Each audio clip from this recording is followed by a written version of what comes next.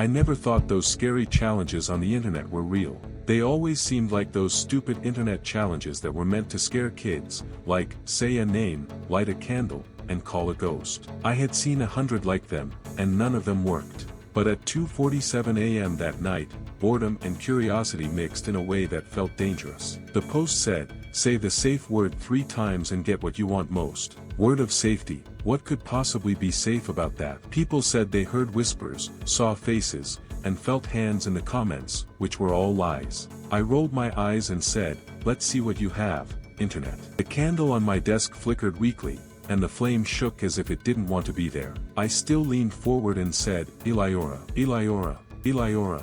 As soon as I said the third word, the flame didn't just flicker, it fell in on itself, making black smoke that curled up like ink in water. The air got thick and pushed down on my chest. Even though the battery was full, my phone dimmed. Then, from right behind my ear, a soft, elegant, and disturbingly calm female voice whispered, "You finally said it." All of my hair stood up. I turned around, my heart racing, but no one was there, just the empty corner of my room. When I turned back to the mirror on my desk, my reflection smiled before I did.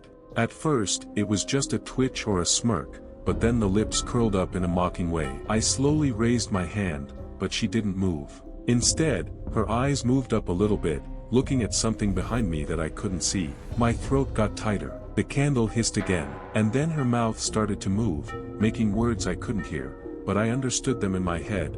"Now, let's see what you really want. If you think it's just a game, you won't believe what he made me do next." Silence wasn't just quiet, it was wrong. No crickets outside, no hum from the ceiling fan, not even the faint tick of the wall clock. Just breathing, slow, uneven, too close. But it wasn't mine.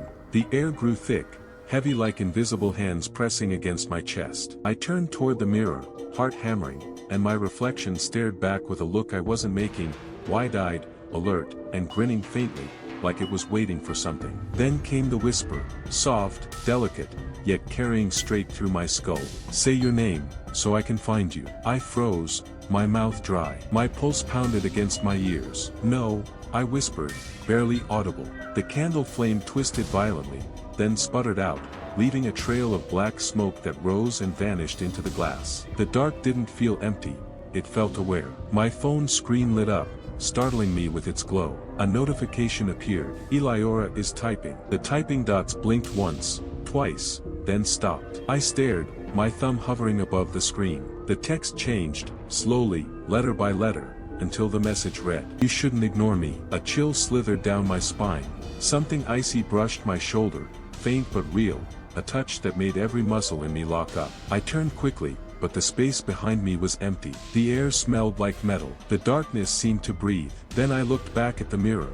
My reflection was gone. In its place stood a faint silhouette, long hair, dark eyes, whispering something I couldn't hear. Her hand pressed to the glass, fingers dragging downward, leaving streaks that looked like blood. Then I heard it again, not from the reflection this time, but from the darkness right behind me. "Now you can't hide." My phone buzzed again, screen cracked, flickering in my shaking hands. The message burned across the display, one word glowing brighter than the rest. "Found you. If you think it's just a story, wait till you see what Eliora made me do next." I ran to the light switch, but as soon as I touched it, nothing happened. There was no click, no spark, and no light. There was no power at all. The blackness wasn't still anymore. It moved. A faint, rhythmic hum started to come from every corner of the room, as if something concealed behind the walls was breathing in time with me. I could only hear my heart beating. Then, the walls began to change with shadows that weren't mine. They crawled up toward the ceiling, combining and forming odd, smoky patterns that seemed like letters. It was hard for me to read them, but the smoke looked to be alive and reacting to my gaze. Slowly, the words formed clearly, gleaming faintly crimson against the plaster. "I told you my name. Tell me what yours is." A chill pierced through me. My throat clenched, and I lurched back toward the door. But before my hand could even reach the knob, bang! It slammed shut with such power that dust fell from the frame. My phone screen flashed briefly, lighting the room in pulses, and for a brief second I saw it, my reflection standing outside the mirror, face immobile, eyes pitch black, smiling slightly as if mocking me. Then came her voice again, not behind me, not around me, but reverberating from inside the mirror itself, louder, angrier, closer. You said the safe word, now you're mine. My body tensed, breath frozen midway. The hum became louder until it transformed into a hiss, 1,000 whispers blending into one awful screech. I tried to scream, but when I did, the sound didn't come from my mouth. It came from inside the mirror. My reflection, no, Eliora, was the one screaming. Her lips opened wide, unending and hollow, while I stood there speechless, locked in the echo of my own horror. You think the ritual finishes there? Trust me, the true nightmare was just beginning. Morning never came. My clock continued blinking 3 a.m., over and over, as if time itself had given up attempting to go onward. The air felt heavy, like the room was holding its breath with me. I attempted to speak, but the voice that came out wasn't mine. It was deeper, bolder, masculine. A slow, steady tone that vibrated in my chest like someone else was manipulating my lungs. Good morning, Michael, the voice said, calm and cool, using my mouth. I froze. My hands trembled, my body no longer reacting to my ideas. It felt like I was viewing myself from behind glass. I wasn't in my body anymore. He was. He moved me like a ventriloquist operates a puppet. My fingers groped for my phone, my shaky hand dialing a number I didn't want to recall. The screen gleamed with a name that made my stomach plummet.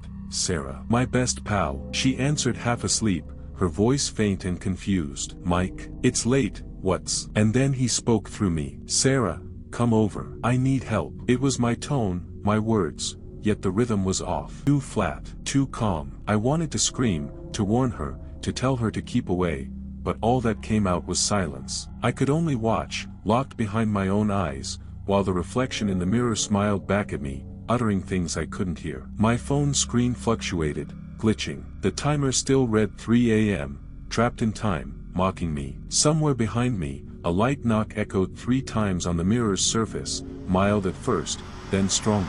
The reflection drew closer, its lips curling upward as the voice inside my head purred. Good. 2 spirits are better than 1. At that moment, I realized he wasn't just using me. He was collecting us. And Sarah had already replied back, on my way. The doorbell rang once, twice, each echo lingering longer than it should, like the sound itself didn't want to depart. My heart pounded. The room was still breathing. I could hear it, the faint inhalation of shadows encircling me. When Sarah stepped inside, her voice quivered. Mike, why is it so dark in here? Her silhouette flickered in the candlelight that shouldn't have been blazing at all. Before I could move or talk, the candle lighted itself again, black smoke spiraling toward the ceiling like fingers longing for air. My cheeks trembled, my lips moved without permission, producing a smile that wasn't mine. Sarah took a step closer. Why are your eyes black?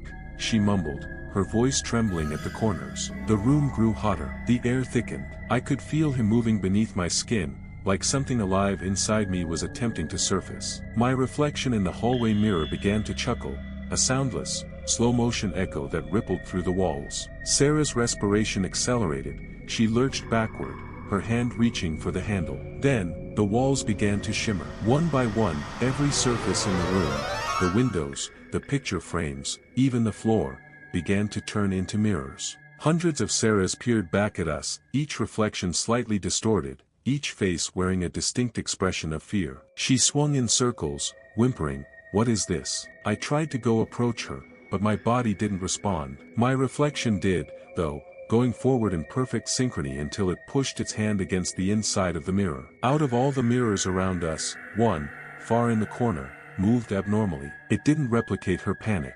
It didn't blink. It smiled, slow, deliberate, then lifted its hand and waved at me. Behind it stood him, the man from the ceremony, his eyes burning like dying embers. And suddenly his voice slithered through the glass, through the air, through my skull. Now we're all together, and the game may really begin. He wanted something human. The room pulsed with a heartbeat that wasn't mine. Each thump echoed in my ribs like a command, give in. I felt him, the thing inside the mirror, clawing through my chest, not for blood, but for identity. His whisper slid across my ear like cold breath.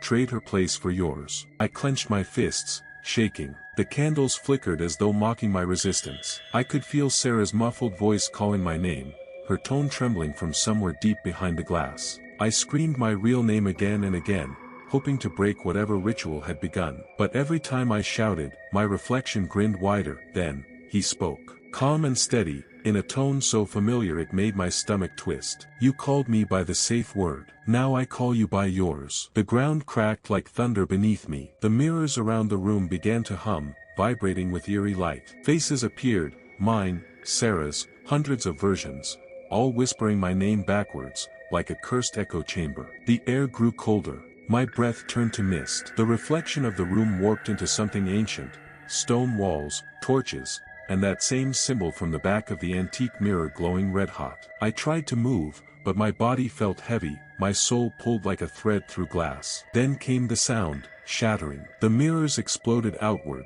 shards hovering midair like frozen stars. Each piece showed a different scene, Sarah screaming, me reaching, and the entity smiling. Time slowed. My world reversed. When I blinked, everything changed. Sarah was standing outside the mirror, pounding on the glass. And I was inside. My voice didn't carry anymore, only my reflection stared back. She looked terrified. Then the whisper returned, soft and satisfied. Every reflection needs a soul. I realized too late, Sarah wasn't trying to save me. She was taking my place. They said I was found unconscious, lying in the old house's hallway. No cuts. No wounds. Just cold, like something had drained the warmth out of me. When I woke up, I was in a hospital bed. The lights hummed, too bright, too white, too clean. For a moment, I thought it was over, until I noticed the bathroom mirror. It was covered, taped over completely, like someone was afraid of what might be looking back. The nurse avoided my eyes when I asked. She whispered to another, she keeps talking to herself at night. Her voice trembled on that last word. That's when I heard it again. The whisper. Low. Male. Calm. Too familiar. You can't hide a reflection forever.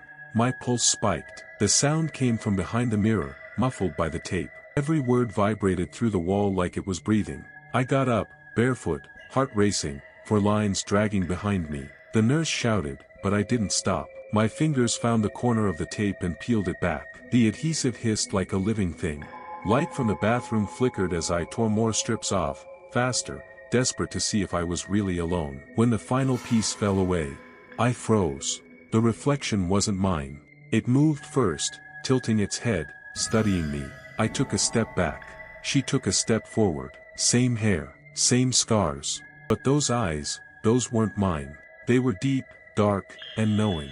His eyes. The same eyes from the mirror in the mansion. My reflection smiled slowly, almost lovingly, and whispered in Sarah's voice, "You left me there." My chest tightened. My knees buckled. The lights dimmed until only her glowing outline remained in the mirror. I tried to scream, but no sound came.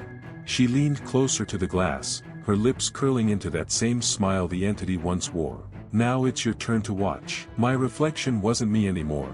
It was Sarah, smiling with his eyes, as if the darkness had found its new home. The next morning, the room was filled with people in uniforms, cold faces, sharp questions, the kind that dig deeper than the wounds you can't see. The police asked me where Sarah was. Their tone was cautious, like they already knew I didn't have the answer they wanted. I told them she was fine, that she must have gone home. One of the officers exchanged a look with another, his pen pausing midair. Then he said something that made my skin crawl. "She never came to your house." That I froze. The world went quiet, just the faint hum of the fluorescent light buzzing overhead. My throat dried. I pulled out my phone, hands trembling, heart knocking against my ribs. Missed calls, 6 of them, all from her number. But the timestamps were wrong. They were from after she had supposedly disappeared. I pressed play on the last voicemail, expecting her voice, maybe her scream. Instead, I heard mine. My own voice, whispering in that slow, hollow tone. "You said the safe word." The sound didn't just echo from the speaker, it filled the room, vibrating through the walls, bleeding into the silence. One of the officers backed away, whispering, "Turn that off," but I couldn't. My phone screen flickered. Images began flashing by themselves, photos I never remembered taking. In each one, I stood somewhere dark, the hospital hallway, my bedroom, the old house. And in every single photo, there was something else. A shape, a silhouette, standing right behind me. Sometimes tall, sometimes bent, sometimes close enough that I could almost see its grin reflected in my eyes. My breathing quickened. The officer grabbed my shoulder and turned me toward the mirror across the room. "You okay?" he asked. But he didn't see it, only I did. The same shadow from the picture stood behind me again,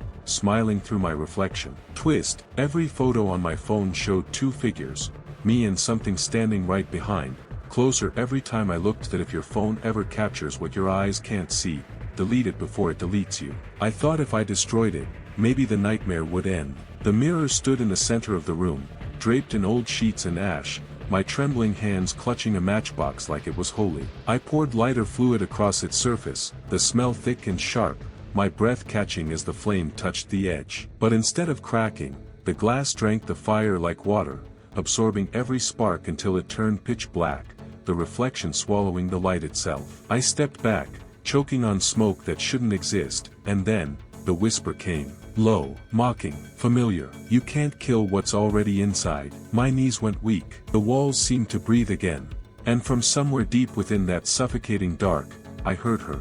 Sarah. Her voice was distant, cracked, and trembling, like it came from underwater. Say his name again. Set us free. I hesitated, tears burning my eyes. My heart screamed no, but my mouth betrayed me. I shouted his name into the void. Eliora. Eliora. Eliora. The house convulsed, lights exploding like gunfire. Picture frames fell, furniture rattled, and the mirror pulsed with a heartbeat of its own. A scream, not mine, not hers, ripped through the air, splitting reality in half. Then, silence. The kind that hurts. Smoke cleared, revealing everything frozen in place, dust suspended midair, candles still flickering in reverse motion. My chest rose and fell, but the reflection didn't follow. It was still, breathing slower than me, watching. Then it turned its head, on its own, breaking eye contact only to glance, directly at the camera I didn't remember turning on. And in a calm, chilling whisper that didn't echo, it spoke. Now you said it for me. If you ever record yourself saying a name 3 times, don't watch the playback. Because sometimes, the one in the reflection, keeps talking after you stop. They call it a safe word. But nothing about it was ever safe. It wasn't a word, it was a key, a whisper that unlocked something older, hungrier, and far too aware. I learned too late that some names aren't meant to be spoken, because once you say them, they don't just echo, they listen back. It's been weeks since that night, yet my house has never been quiet. Every mirror is covered, every reflection sealed under layers of cloth and tape. Still, I hear him, the voice, low and deliberate, right behind my ear whenever I try to sleep. Say it again, just once more. Sometimes I find handprints on the inside of the covers, pressed from within. Sometimes I catch my own reflection moving beneath the plastic, breathing in rhythm with mine. The air feels colder now, heavier, like he's standing right behind me, waiting for me to slip. I tried ignoring it, praying it would fade, but the whispers always return at exactly 3 a.m. My phone buzzes with notifications I never sent and messages I never typed, each one repeating the same phrase, say it again. I've stopped using mirrors, stopped recording, and stopped trusting screens. Because the more you look, the closer he gets. The post that started it all, the online challenge, still exists somewhere, buried in a forgotten thread, waiting for the next insomniac to get bored enough to try. Maybe tonight, that'll be you. If you ever feel brave enough to say a name 3 times, remember mine. Because the next reflection you see might not be yours. Cover your mirrors tonight, and whatever you do, don't say the safe word.